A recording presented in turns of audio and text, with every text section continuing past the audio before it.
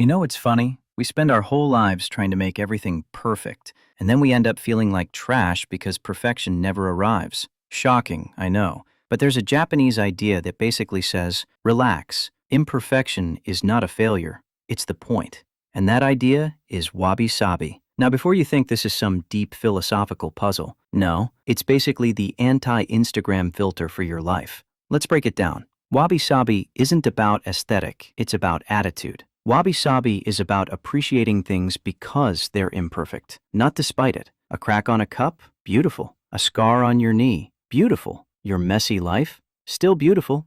Calm down. We're used to chasing perfect careers, perfect relationships, perfect routines, perfect bodies. But wabi-sabi goes, bro, chill. Nothing in nature is flawless. Why do you think you're the exception? And yes, it says bro in my version. Nothing lasts, nothing is finished, nothing is perfect. This is the holy trinity of wabi-sabi. Let's translate. Nothing lasts, everything is temporary, your problems, your wins, your current version of yourself. This is either depressing or liberating, depending on how much sleep you got last night. Nothing is finished. Life is a work in progress. You're a work in progress. Even your final form is not final. And that's okay. Nothing is perfect. And that's not a downgrade. That's the beauty. Nature doesn't do straight lines. It does curves, cracks, growth, decay, the whole messy cycle. And humans? Same thing. Even your favorite people are walking bundles of flaws, including you. Why you're so obsessed with perfection and why it's ruining you. Your brain loves perfection because perfection feels safe. Because if you're perfect, no one can judge you, reject you, or leave a hate comment. Sounds familiar? But here's the twist. Perfection doesn't make your life better. It makes you scared to start. You delay projects. You over-edit your work. You wait for the perfect moment, and that moment never arrives. Congratulations. You've just invented procrastination. Wabi-sabi fixes this. Not by making you lazy, but by making you realistic. Realistic enough to begin.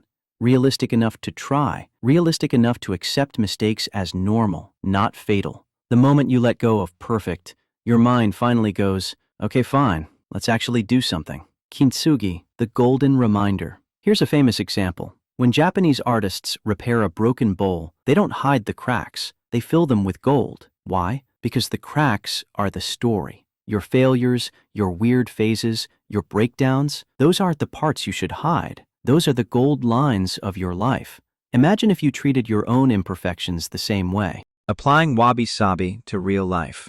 Your work. Stop chasing perfect drafts. The first draft is supposed to be ugly. Ugly is progress. Perfect is paralysis. Your appearance. You're not a 4K rendered anime character. Relax. Your face changes, your body changes. That's normal. If nature doesn't stay the same, why should you? Your relationships. There are no perfect people. You're not going to find someone who agrees with every thought you have, and thank God. Imagine how boring that would be. Your routine. You don't need the perfect morning routine. You need a routine that works today, even if it's just drinking water and surviving. Wabi-sabi isn't romanticizing laziness. It's not, everything is imperfect, so I should stop trying. It's, I'll try, but I won't destroy myself chasing an impossible result. Effort matters. Growth matters. But perfection? Optional. What happens when you actually embrace it? Something weird happens when you start accepting imperfections. You get calmer. You try more things. You fail faster. You succeed faster. You feel less ashamed. You compare less. You create more.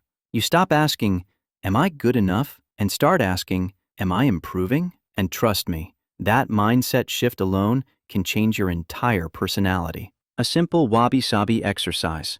Here's something practical you can do today. Pick something imperfect in your life. Instead of fixing it or hiding it, appreciate the story behind it. The scratch on your phone, the messy handwriting, the project that took 3 failed versions, the breakup that taught you boundaries, the insecurity that made you grow. Every flaw has a story. Every story has value.